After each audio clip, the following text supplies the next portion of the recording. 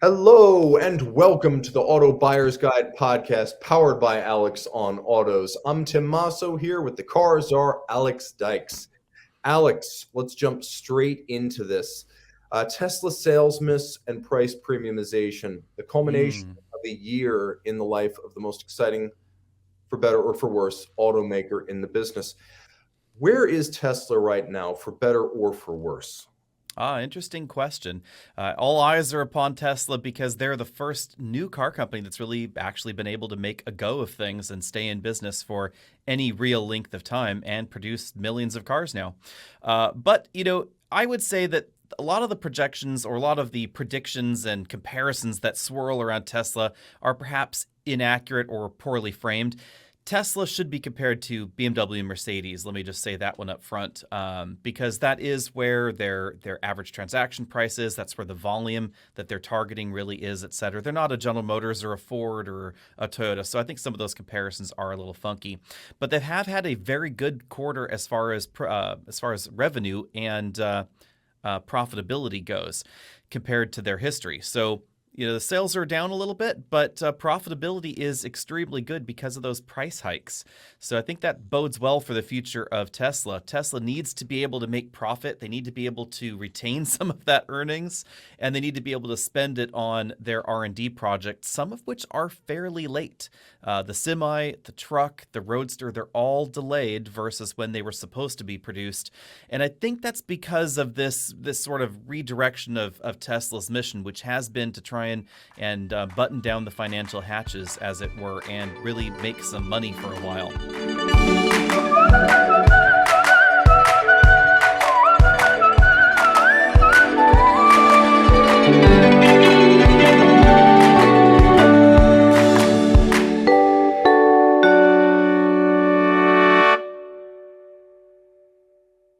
And it is exactly as you say, prices are high, up to 25% more than this time a year ago for some models.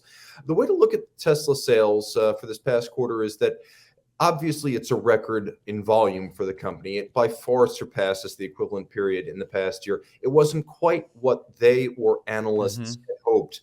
And Yeah. there are a couple of subplots to this that make it a little bit difficult to reckon because at the same time we're seeing this miss versus estimates, we're also beginning to see some of the first ever incentives offered on Tesla cars in China, which is 25% of their business. We're seeing both incentives and price cuts at the same time. Yeah, and that's to be expected as Tesla continues. Tesla has always had an unusual business model with pricing. The prices go up, they go down. They do this very rapidly, sometimes in the same month. Who knows what's going on there? So much more pricing fluidity than we see in a traditional auto manufacturer where MSRPs are slow to change, generally only happen once a year, maybe mid-year pricing increases. Tesla has more flexibility because of the lack of dealer network, so they can change the price tag at a moment's notice, basically, and they have. I think that some of that has been good for them in the United States. It has given them that ability to ratchet up the price tags, the sales price of the vehicles to respond to increases in commodity costs and their other component costs. So that has really helped their bottom line, their margin on the vehicles in the U.S. And in China, they have been responding to the general slowing market in China. Chinese auto market has definitely taken a huge hit because of the country's zero COVID policies and the resulting just economic meltdown and drama that's going on over there in China. So I'm not too surprised by that. I would assume that we would see the exact same thing in the US if our auto industry had that same problem. The U.S. industry has the opposite problem. We still have this underproduction versus demand.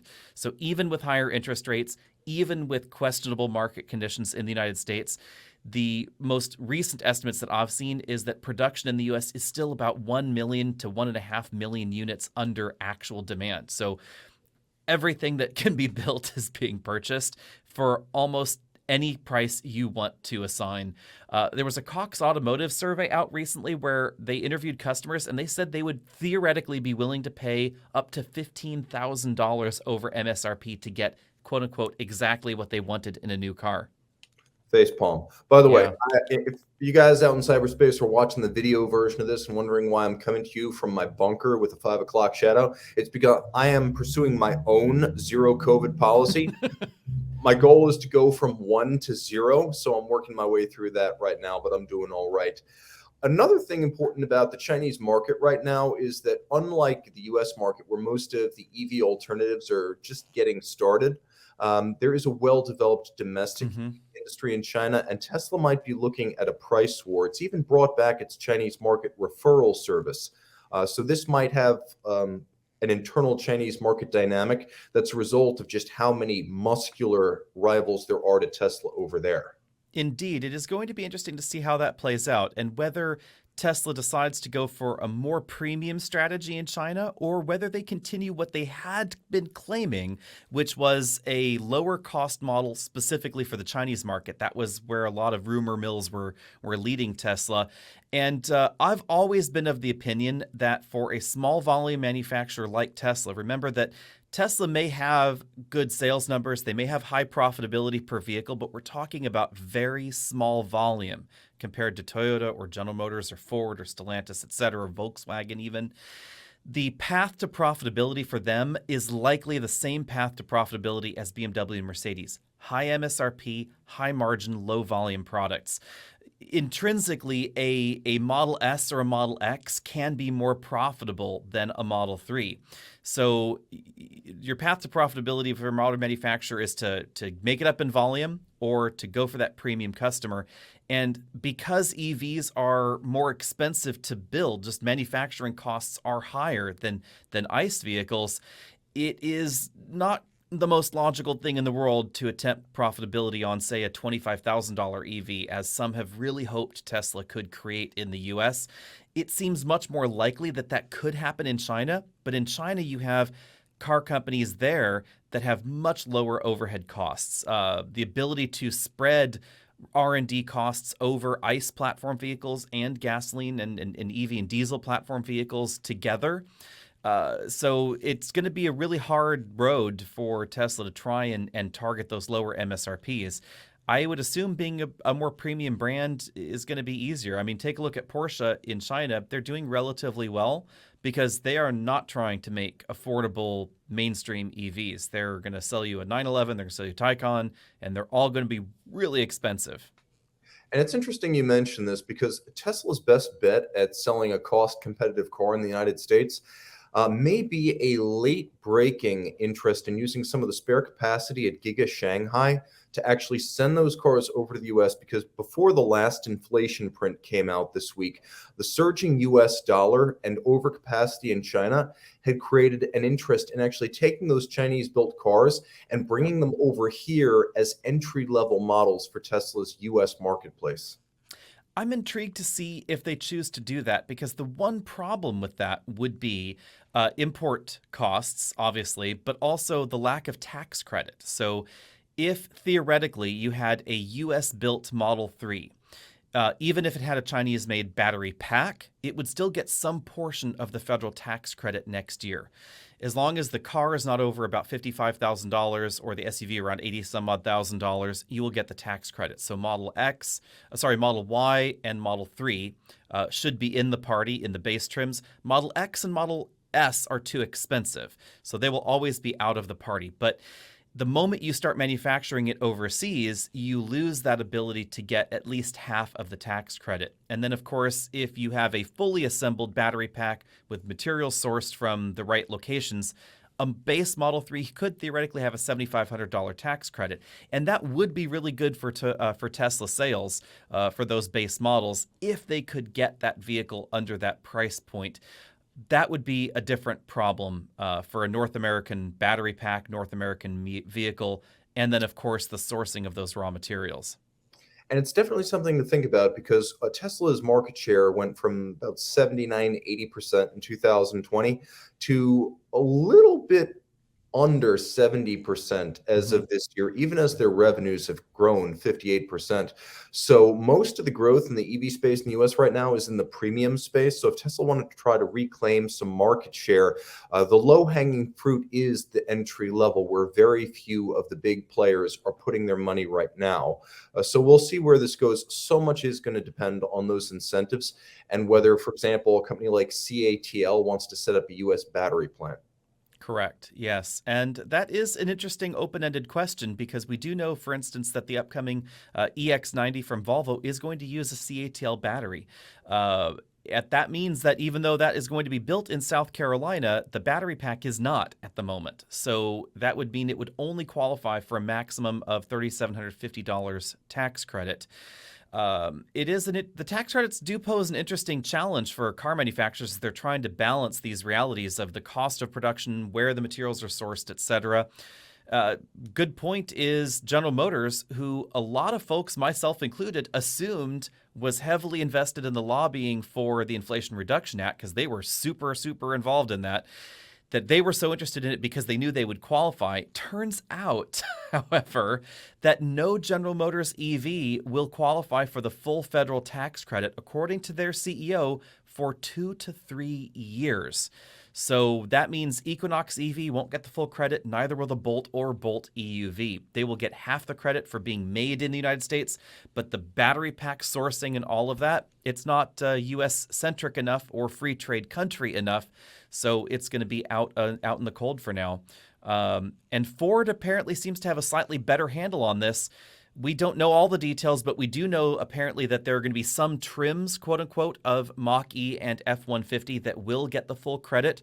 Likely what they're going to be doing is saying, okay, we get 10% of our cobalt from Australia and the rest comes from China. So we're going to take that small percentage from Australia, we're going to make the battery pack in North America, and we're going to put it in these select trims of Mach-E and Lightning, and the rest of them are going to get Chinese-sourced materials. They won't get the credit. These trims will.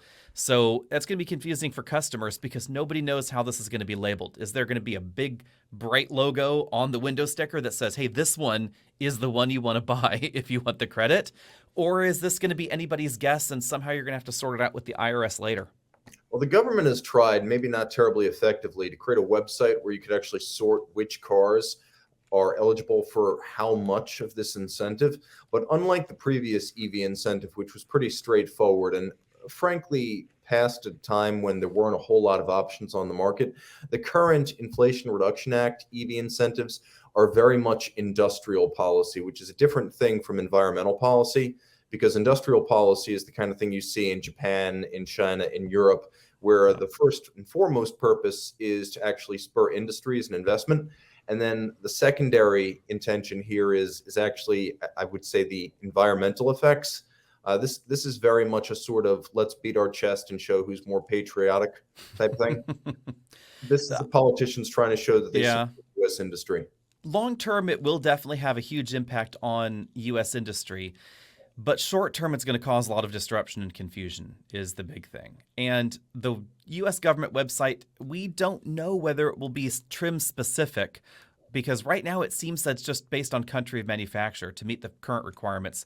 Once they go to that sourcing part, that's going to be the tricky one. How do I know that this nearly identical Mach-E on the lot, how do I know that 20% of its cobalt came from Australia versus 50% came from Australia versus the one next to it that might have been 5% from Australia? What I would love to know is just who's responsible for keeping the accounting of all this. Because when we got new NAFTA, they had those baselines for what the workers had to make in the plants in Mexico and how much of the car had to be assembled in the US and Canada, how many of the parts had to come from the US. And I was just wondering, like, well, who's keeping track of this? What is the accounting authority who has the ability to measure and then apply consequences? So this is really a huge head scratcher, which is why I think if you're looking to buy an EV right now, just assume you're going to pay the full price and consider anything you get to be gravy beyond that, any incentives. Yep, that is a problem.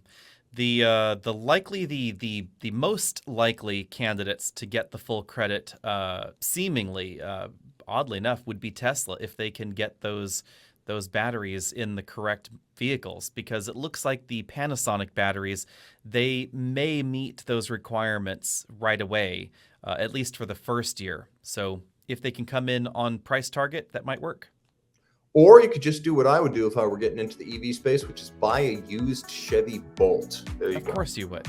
Of course I would. I'm a practical person. I have the Volt with a V. Okay. Yeah.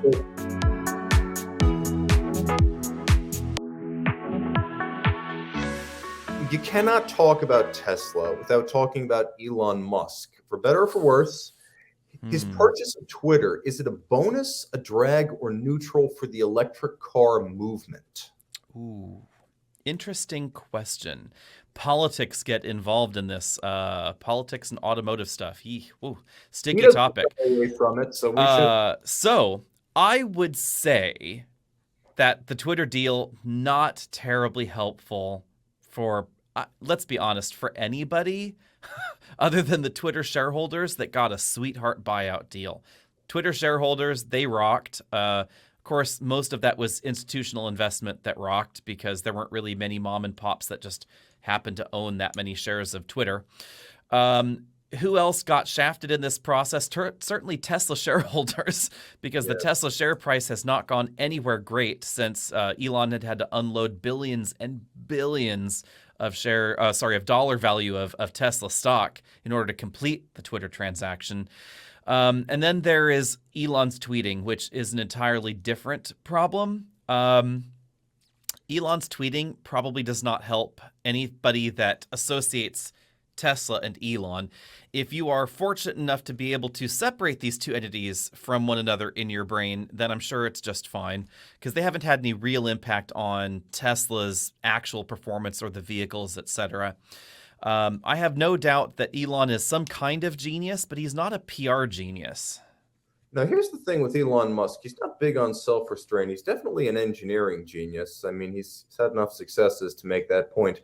But he's also got 10 kids by multiple different women. He can't seem to hold his fire when it comes to revenge tweeting. And he's now getting into an industry he doesn't understand very well. He's not disrupting some 100-year-old smokestack industry like auto production or a historic government monopoly like spaceflight. He's getting into a space where the people already understand tech pretty well. They've been doing this since 2006 at Twitter. His PayPal experience isn't super relevant because they've been managing communities. They've been dealing with advertisers. They've been experimenting with just how much moderation you can get away with, or what the minimum might be to keep everyone happy. It's a very difficult thing to do without institutional memory. And he's already fired about half of that institutional memory, which is hugely distracting, like you said, because Tesla shares from their peak within the last year have fallen 52%. And if you got in anywhere near the peak, you've been burned horrendously. I mean, like Freddy Krueger scars, like it's that kind of burn. It's bad. But again, mainly institutional investors. So does this affect the EV car industry? Probably not, but not great if you're a Tesla shareholder. Does it affect Tesla owners? Definitely not. It is tricky. I will say Elon is an interesting character because Tesla would not be Tesla without Elon, but then there are a lot of things where Tesla could be better without Elon. The advocacy around electrification and climate change, etc., is typically what EV owners have liked about that, but the rest of Elon's politics doesn't really seem to align with the green notion behind Tesla. It could be that perhaps Elon's moves may expand that reach to a different demographic that maybe is not so green-centered. It's hard to tell. I will say that and this is going to be horribly controversial, but I don't find all of Elon's actions so novel and so whatever. Tesla's innovation was not reinventing the car. It's a car. Companies have been making cars for over 100 years. Elon did not reinvent the production of the car. He did not successfully reinvent quality control for a car. They're pretty poorly constructed versus most mainline luxury car companies with an average transaction price over 60 grand. He hasn't really invented software in the way that we would construct that in a vehicle. What he has done is apply a tech bro attitude towards car design and car software, which is what I think has driven them. So it's the, damn, that's cool. I want that. I don't care whether it's logical or sensible or whatever. It's cool. We should do that.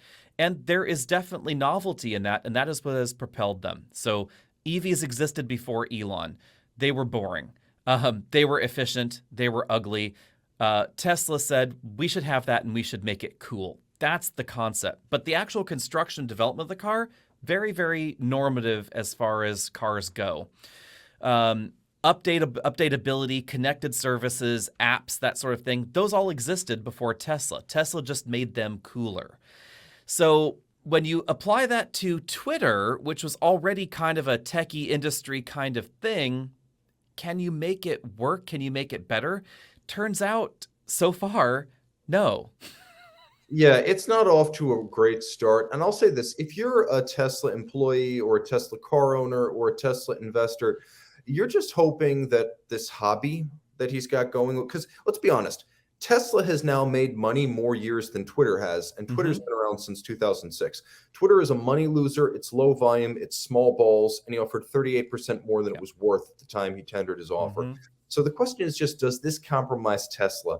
And it sort of brings you to that question of whether there can be Tesla without Elon. Has he institutionalized enough of the innovation, the disruptive attitude, the irreverence, that other people he's employed can continue that even if his attention is elsewhere? Because there are some things Tesla needs to worry about right now. Tesla needs to worry about getting that plant in Berlin operational. Because right now, China is its main export hub to Europe, and who knows how long politics will allow that to continue. You've got a truck that you need to deliver, claiming that people should be getting this truck within a year when it's basically vaporware. If you're launching a truck in the US market, then you're launching your most important product, and it doesn't appear to be anywhere near ready for delivery. And then finally, you've got to understand that in China, he's entering an absolutely cutthroat price war situation against companies that have far lower fixed costs. So if I'm a Tesla investor, I'm worried about this stuff. The distractions, the tweets, the pissy social media posts and the revenge firings, whatever. The question is just, how does the Twitter focus draw away his attention from these pressing problems that Tesla has now? I am curious to see how this goes. I could see a world where it ultimately ended up being helpful because Elon has had to divest a lot of shares. He's still a very large owner of Tesla, make no doubt. He has a lot of a personal investment in there as far as number of shares that he's been awarded and just has.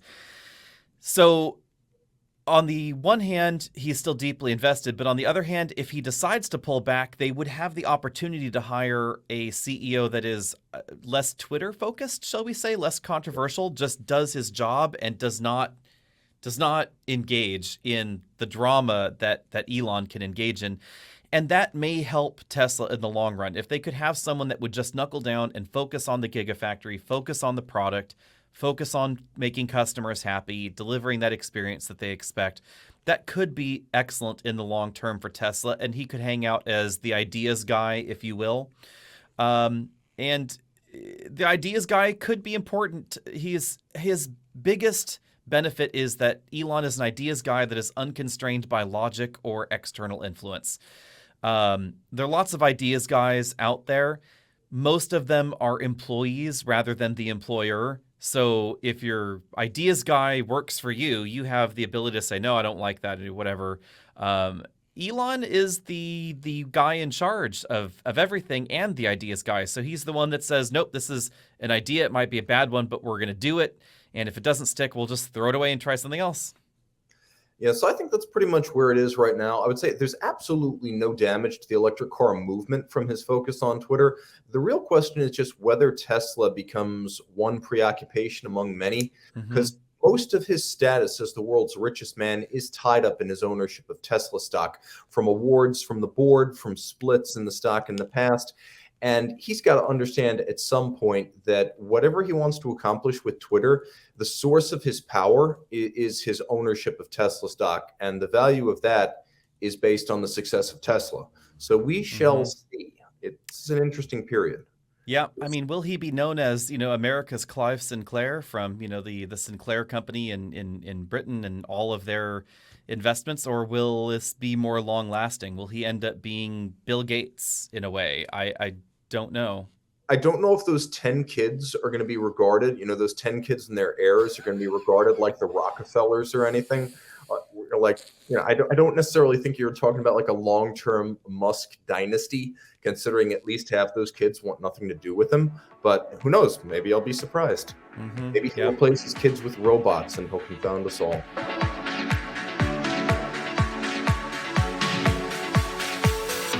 Speaking of 2023, what automotive trends are we going to be watching next year? Ah, interesting. I think we're going to be seeing more of the same. It looks like we are going to be getting more EV trucks. It looks like we're going to be getting more plug-in hybrids, especially from Stellantis.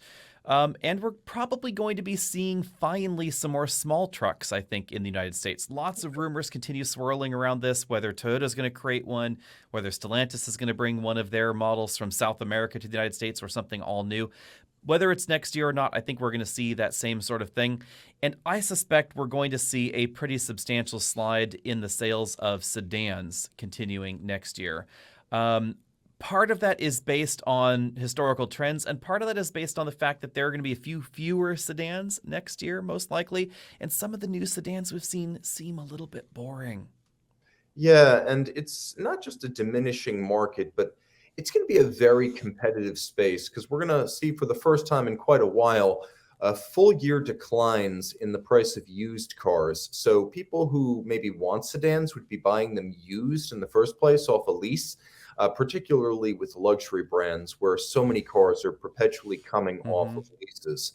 The other thing that's important to note for the year 2023 is that we may start to see a return of discounts and incentives on some models. And I'm thinking particularly those mid-sized to large sedans you were talking about just now. Mm-hmm. Used cars were up 40% at their peak in the post-COVID marketplace. Year to date, that is from this time last year, they're down 10.6%. And I think we're going to continue to see used car values fall. We're also going to see incentives on unpopular models. And one victim of this has already been Carvana. If you look at what's happened in the used car space, they were down 48%. That we're talking the total market cap of the company was down 48% in 2 days of trading this past week. Year to date, they're down 97%. They've gone from having a valuation over $60 billion last year to, by some estimates, a valuation as low as $1 billion right now. There is even Tesla's 52% fall looks minor compared to what's basically an implosion of Carvana. And that's the same for all used cars retailers because so much of the profit has fallen out of the space as the demand has gone away. Yep, and they're sitting on lots of used car inventory that they've overpaid for, most likely. Interest rates are not going to help the used car purchasing either because interest rates are relatively high for used cars compared to new cars. New cars are still getting interest rate deals, even though new car sales haven't needed that buoying effect. So that is going to be a problem. Also, we do see a few manufacturers still focused on inexpensive vehicles, which I think is going to be really an interesting segment to take a look at next year. We have the Chevy Trailblazer, which I think is excellent. That's going to continue for 2023. Its price tag has been narrowed a little bit and brought a little bit higher because we have the Chevy Trax on board, which is basically a pregnant station wagon styled like a crossover that is going to be very, very inexpensive. Under $25,000 in all forms, including destination. We also still have manufacturers like Kia with the new Seltos for 2024. That's relatively inexpensive. We have the Nissan Versa continuing and the Nissan Kicks. Those are very inexpensive as well. And some of those really inexpensive models have seen decent sales, not necessarily sales increases, but I guess sales windows, the amount of time on dealer lots drastically dropping because demand seems to be high. Whether or not production is keeping up, we don't know, but demand seems to be definitely high for some of these relatively inexpensive, especially fuel-efficient models. And that's a fact. If you look at, I mentioned it earlier, the Chevy Bolt. Well, the Bolt and the Bolt EUV underwent massive price cuts of $6,000 to $7,000. And even with the stop sale order at the beginning of the year with the battery replacement, they are now on track to have their best year ever. So we are seeing a lot of interest in cars. for which interest rates and loan volume and loan size are less of a factor. It's also important to remember that a lot of cheaper cars are used cars. And I always talk about used cars as much as I do because of that, and because of the fact that the used car market's about 39 million a year in the United States, whereas we're going to see 14 to 16 million cars sold in any given year on the new side, which is why those used cars are they're so important, just because of the volume of sales that they represent and the effect on trends that they have. Mm-hmm. Yep. Remember, no one could buy that used car unless you bought it new. That's well, I'll also say this. Used cars have become more and more of a mainstream factor in the market as leases have become a bigger and bigger part of the marketplace. Because it's one thing for an automaker that sells new cars OEM to bring back a car with an agreed residual. It's another thing entirely to offer trade money for brands you don't sell, which you're then going to either try to fire sale off the front of your lot or send to auction. So the CPO thing of cars coming off the lease is a modern creation. And it's also one of the reasons that used cars are now more respectable than they were, because the CPO Mercedes, Audi, BMW has a lot more, how should I put this, prestige to it than buying a car off a buy here, pay here lot. Yep, and everybody's getting in on the game. Pretty much every mainstream manufacturer out there has some form of CPO program or another, with new car essentially like warranties. The structure's a little bit different technically, but they're theoretically backed by the full faith and credit of the vehicle manufacturer. So you buy it at the same dealer. You buy the Honda CPO at the Honda dealer. You take it back to the Honda dealer for service. But you are going to be paying more for that Honda as a result than if you just bought it from your buddy down the street that listed it on Craigslist. And we are seeing companies like Honda, for example, start to introduce CPO programs that are extremely loose about the conditions they apply to the vehicles. Age and mileage limitations used to apply are now being relaxed, and we're seeing several different levels of CPO. We're seeing Honda and Acura doing this. I believe we're seeing Ford doing it as well, where you could have cars with as little as 6 months of CPO warranty on them, with vehicle ages from 7 to 10 years. So we'll continue to see this trend into 2023, and I think we're going to see more car companies create the second tier of used cars within their CPO programs. We may also see more companies announcing U.S. production. We know that EV production in the U.S. is very important for incentive reasons. Based on the Inflation Reduction Act, you need to have a lot more U.S.-made content. And so we've seen the likes of the Hyundais and the VinFasts and the Polestars already declare that production is coming. We may see the announcement of more factories and production contracts for brands that have not already made these plans openly. Indeed, yes. And that really does seem to be the general trend lately in the automotive industry. There was a time where these jobs left the U.S. and the manufacturing plants left the U.S.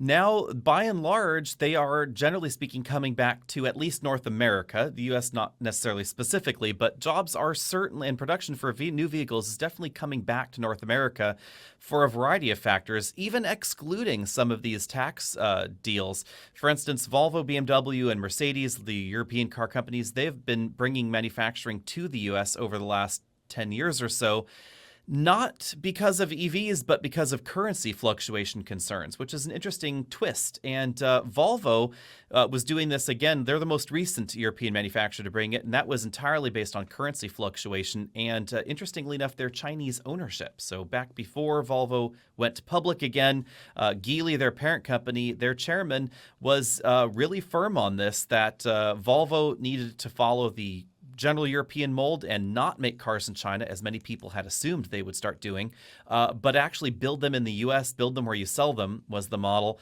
to try and insulate the brand from currency fluctuations, which has actually been a problem for Volvo and especially for Jaguar Land Rover over the last 10, 15 years. If you're a small volume manufacturer, for people that don't necessarily know, if you're building your car in, let's say the United Kingdom, historically, and you're trying to sell it in the United States, the relative value of the dollar and the pound 1 year to the next is going to affect your volatility of pricing and profit. This was a problem for Volvo specifically because Sweden was never on the euro. If you're a European company that's building in Germany or France or whatever, the euro is pretty stable in its relationship to the dollar. If you're building your car in England, this is a problem for some folks because you're exporting your car to the United States. They're paying you in dollars, so for them at the moment this is good because the pound is in the toilet, not a good place for the currency to be. But it does mean that relative value is actually good for Jaguar Land Rover. Your $60,000 car is bringing you more pounds when you're bringing those pounds back to the UK, helping you pay your employees, etc.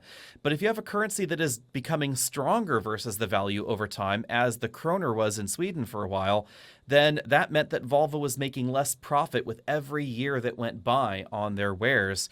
So to insulate against that, you build them in the US, you then convert that currency, only the profits, you convert that currency to your home currency, and you take that profit home. And even though the profit will change year on year, that fluctuation is less than it would be if the entire car was built in your original home market and then exported.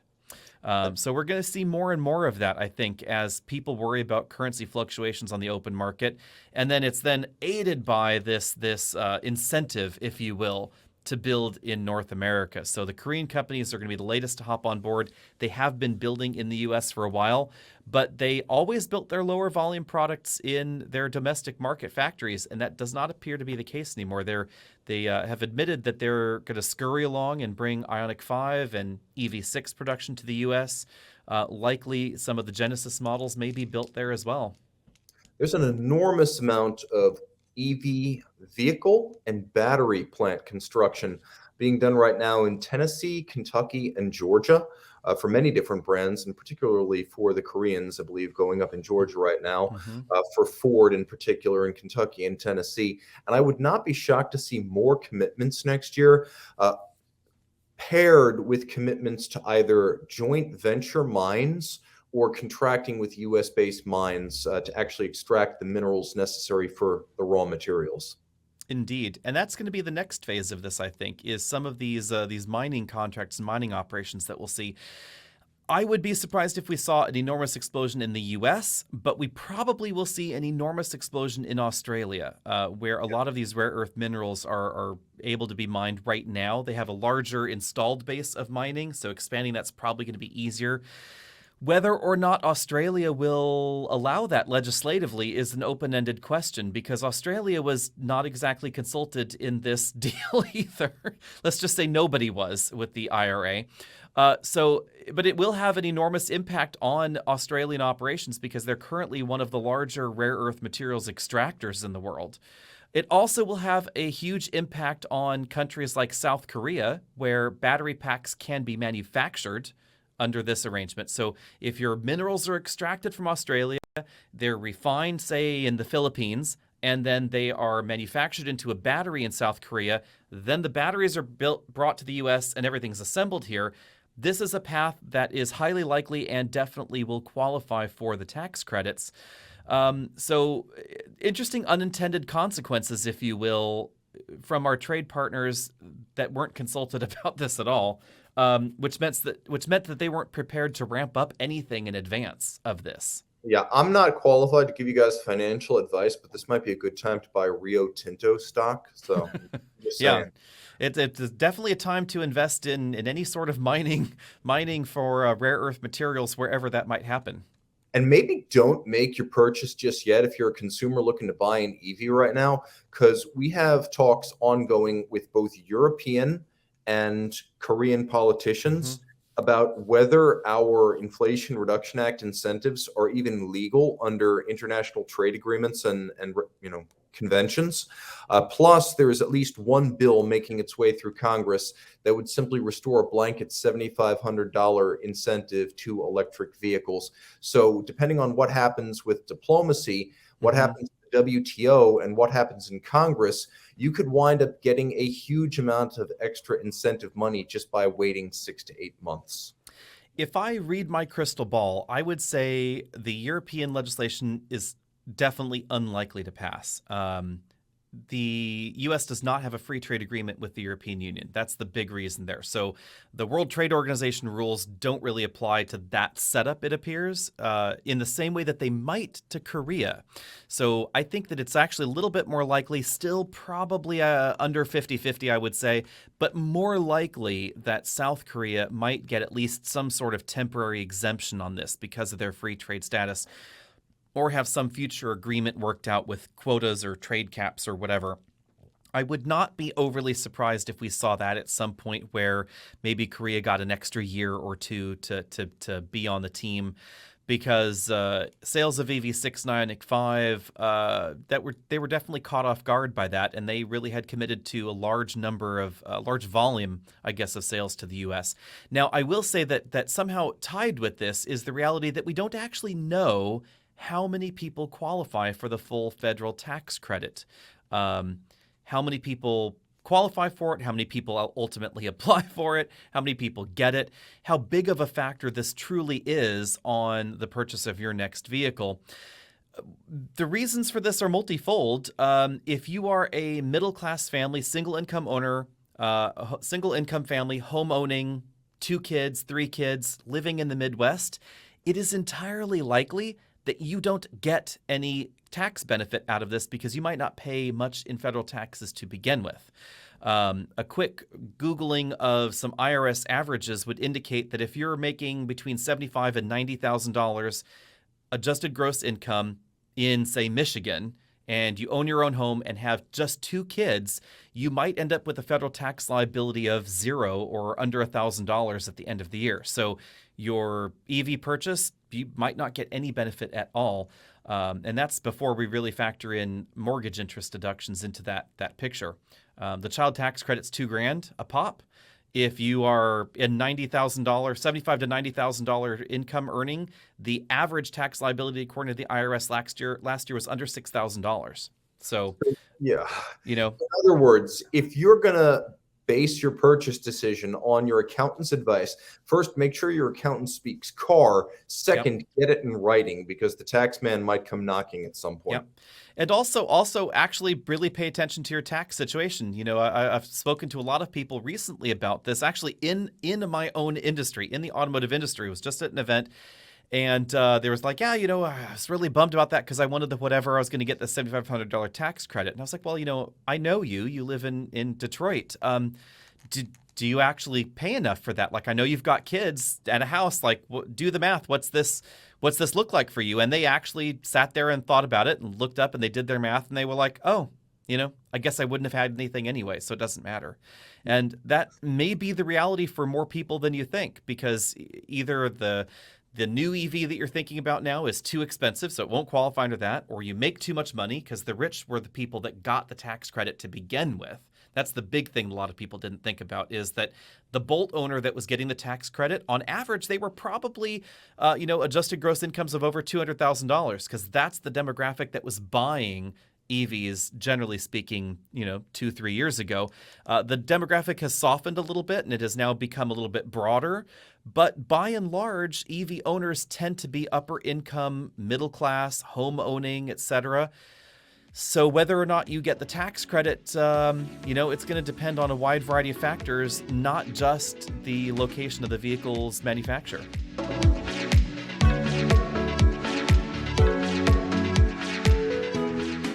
Now, if you've stuck with us through all this EV talk and you are a red-blooded gasoline guy, we've got some red meat for you now, because we're going to talk about a new vehicle, an older vehicle, and how they compare to each other. It is the Ford Raptor R. We're talking about the new Raptor R, and we're comparing it to the well-known Dodge Ram TRX, the T-Rex. Alex, what can you tell me about the Raptor R? Shouldn't just be a Raptor or something like that. Should be the Raptor. Yeah. So I was just in Michigan driving the Raptor, and I came away quite impressed. This is the engine I think the Raptor should always have had, let's be honest. The Turbo V6 is lovely, and Ford spent a lot of time defending the Turbo Raptor. And if you have a Turbo Raptor, I'm sure it's just fine. Don't drive the Raptor R. You might be sad. It sounds absolutely fantastic. It sounds better than the regular Raptor. But also, if you are doing the things that the Raptor is designed for. It's Baja running, dune jumping, playing on the sand dunes, etc. That's what it was made for, which is why I was in Grand Rapids, or Grand Rapids adjacent, I should say, playing on the sand dunes with the Raptor R. That is exactly why you want the supercharged V8. There's no lag. The low-end torque is fantastic. If you want that ability to just start on a sand dune, just romp on the throttle and go with no bog because, you have ginormous tires on it, that's where the supercharged engine is a fantastic thing. The 10-speed automatic is really well suited for that, and I think the whole combination is just the most fun thing you can have in a pickup truck format, if you can afford one, because it is well over $100,000, mind you. But it's also loaded. It comes loaded. Comes fully loaded. That is the big reason to buy the TRX. The TRX is going to feel heavier. It's going to feel a little bit older in some ways. I do like the interior in the TRX a bit more. I think that the infotainment software is a little bit behind Ford's, but I think the display arrangement I like a little bit better. The tablet arrangement I think is a little bit more attractive. I found the TRX to be a bit more comfortable as well, but it drives bigger. It comes across as a little bit less polished. Remember, this is Ram's first Baja truck, and Ford's got a track record under their belt, shall we say, for Baja trucks. Which one would I get? I think would largely come down to availability and price. I suspect I would probably either get the TRX or the regular Raptor, because Raptor Rs are going to be selling so far over MSRP. You need to bring a big fat checkbook and be prepared to wait a really long time. Yeah, I would say there is a third man in this picture, and if you want like a hugely antisocial, ultra high performance off-road truck, you've got to at least consider the Hummer EV if you can get on a waiting list. But there's a lot to love. Yeah. I consider these three things to be more similar than they are dissimilar, but there's a lot to love about the Raptor R. The first and biggest is that it's only 50 pounds heavier than the EcoBoost Raptor, which is remarkable when you consider that it's using the GT500 power plant, and you've now got let's face it, 640 pound-feet of torque and 700 horsepower. And unlike the T-Rex, this thing screams all the way to a 7,000 RPM redline that feels very, very sports car. It also weighs 700 pounds less than the T-Rex. Mm-hmm. And when you look at the power to weight ratio, it's about 8.6 for the Raptor R and about 9.6 for the T-Rex. And you're going to feel that in everything from, how it flies if you want to jump dunes, to how it accelerates, to the dynamics. Neither one of these things are going to carve up an autocross course, but you will have all around better dynamics you can feel in the Raptor. Plus, on top of that, if you're all about ground clearance and wheel size, advantage Raptor R. You've got 13.1 inches of ground clearance to, I think, 11.8 with the T-Rex, and you've got 37s from the factories. This thing is very well optimized for what it does. It benefits from that Raptor lineage going back to 2009. This is not their first rodeo. That said, if you are mostly just going to drive it sedately, what Alex says is absolutely correct. This generation of Ram 1500 is the most luxe pickup on the market. The pieces, the fit, the feel will be more expensive inside.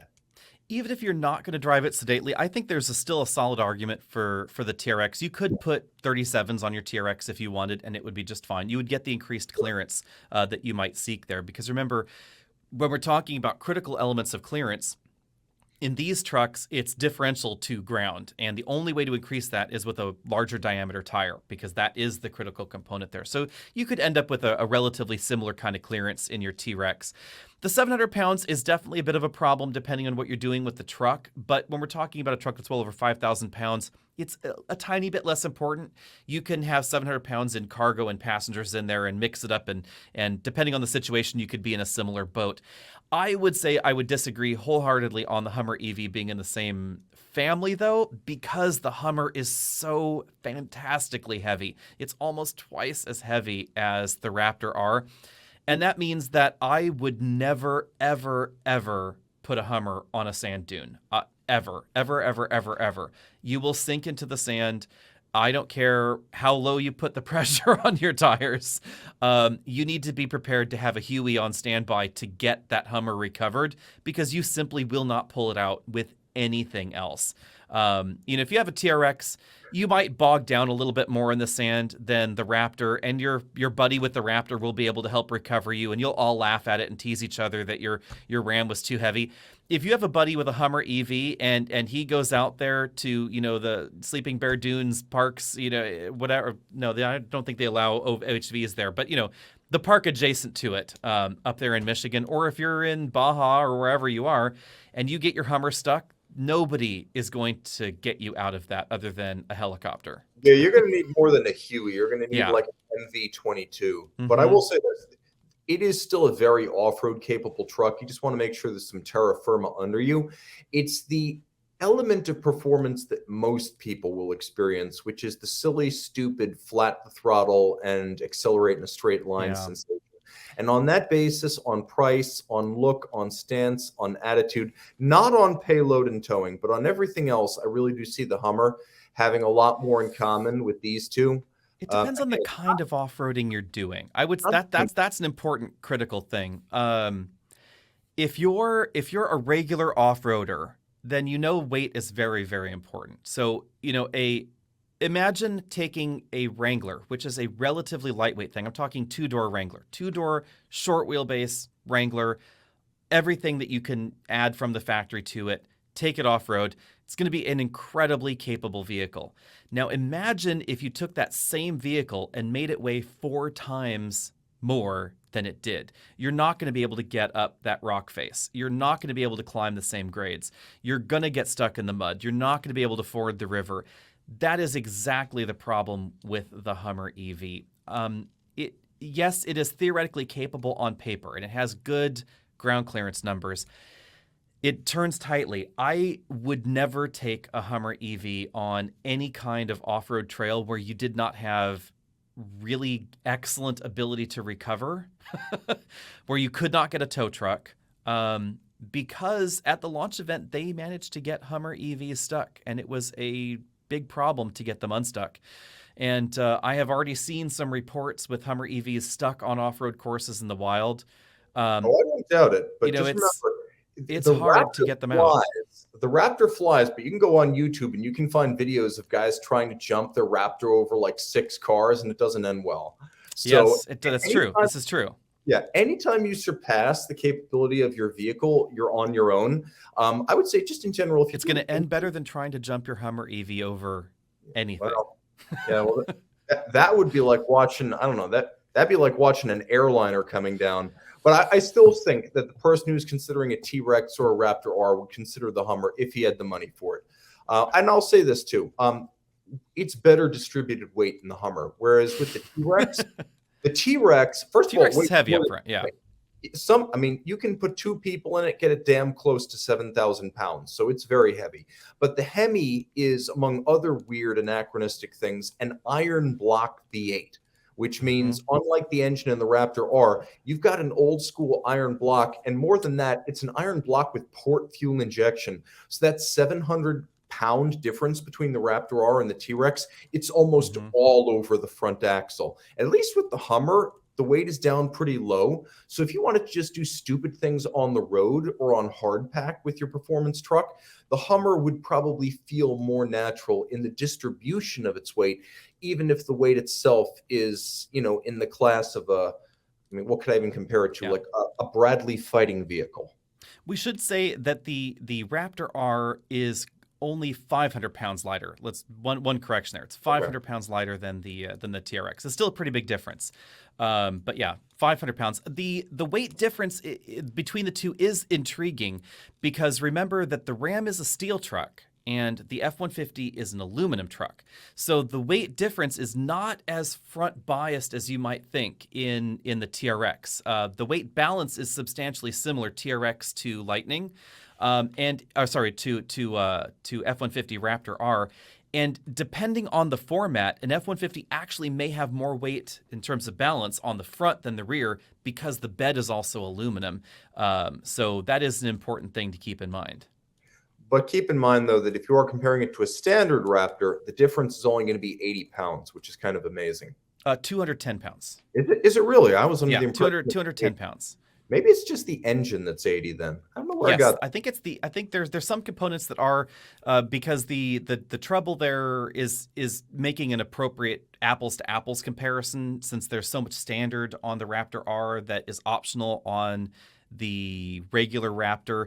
It depends on how you fiddle that number, because the 37s are standard, the beadlock wheels are standard, the You interior know what? upgrades are standard. It might be in some way dependent on whether or not you option the sunroof, because as I understand, aside from custom paint, that's the only major option on the list. Right. Yep. The seats, the upgraded seats are standard on the Raptor R. The 37s and beadlock wheels. 37s are pretty heavy, so that adds a decent amount of weight. Okay, well, so I still think that if I had my choice among performance trucks, I'd probably skip this, that, and the Hummer and go for the Rivian, but that's just me. If you if you Yeah, want to run interesting dunes, twist. if you want to Plot run twist. dunes, the Rivian's heavy, but it's not so heavy that you have to worry about sinking to the center of the earth, and 800 horsepower and all. Yeah, I'm a little torn on that one. I dislike the way the Rivian feels off-road. There are some advantages to that motor setup, but I don't like the feel. I'm hoping that they can work on that over time. It seems to be pretty capable. I have not tried it in a sandy type situation. I would assume the curb weight could be a bummer. I would also love to see what the Lightning would be like on the dunes, but we don't have a Lightning Raptor.